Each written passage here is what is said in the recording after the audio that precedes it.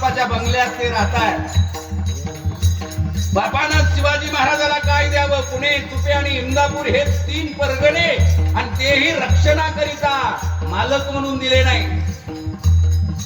पण त्या बेंगलोरला जाता जाता बापानं म्हणावं, बाळराजे, आमचं स्वराज्याचं अपूर्ण राहिलेलं स्वप्न तुम्हाला पूर्ण करायचं. जिजाऊ, तुमच्या पोटी जन्माला आलेल्या पोराच्या हातून आपलं अपूर्ण राहिलेलं रयतेच्या राज्याचं स्वप्न तुम्हाला पूर्ण करायचंय. सगळीकडे काळोख पसरलेला आहे. आपल्या बापाचा जीव वाचवला पाहिजे हे शिवाजी महाराजांना कळत आहे, पण मार्ग काय हे कळायला तयार नाही. आणि अचानक अंधारामध्ये वीज चमकावी तसा राजांच्या मनामध्ये विचार चमकून गेला. लेखणी घेतली, खार खार खार खार खार खार पत्र लिहायला सुरुवात केली. पत्र सांडणीस्वाराच्या हातात दिलं. तो सांडणीस्वार मजल दर मजल करत तिकडे गुजरातीमध्ये पोहोचला, अहमदाबादला. आणि ज्याच्या हातामध्ये ते पत्र दिलं त्याचं नाव होतं शहाजहान. मुघलांचा सर्वात यशस्वी असणारा सम्राट आहे तो. शिवाजी महाराजांना आपल्या बापाचा जीव वाचवावा म्हणून या शहाजहानला लिहिलेलं पत्र तो सोनेरी महल बनवणारा शहाजहान वाचत होता. वाचता वाचता रसाला रडत होता. या खुदा, उस शाहजी ने क्या औलाद पाई है?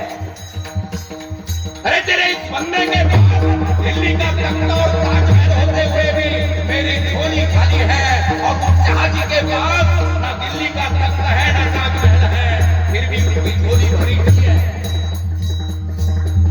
काय लिहिलं होतं महाराजांना?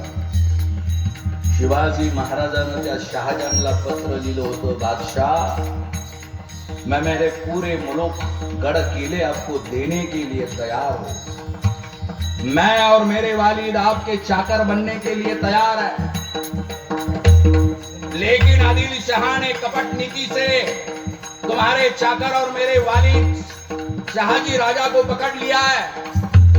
जैसे ही मेरे वालिद छूट जाते हैं वैसे हम दोनों भी आपके चाकर बनने के लिए तैयार है.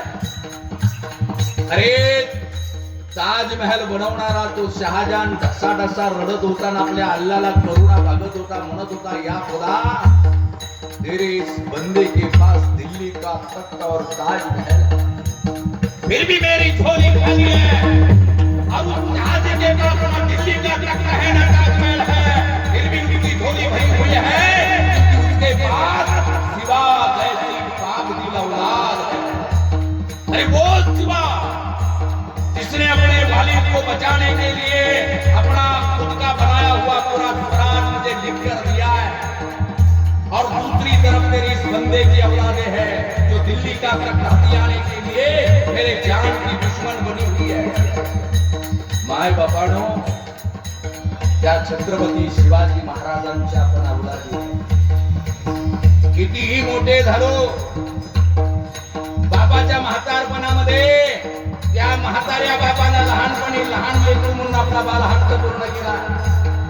तसा त्या जन्म देणाऱ्या बापाचा बाप म्हणून लहानपणी त्या म्हाताऱ्याचा माता हक्क त्याला पूर्ण करता येतो. त्याला छत्रपती शिवाजी महाराजाची खरी औलाद म्हणाला. तुमचं जगन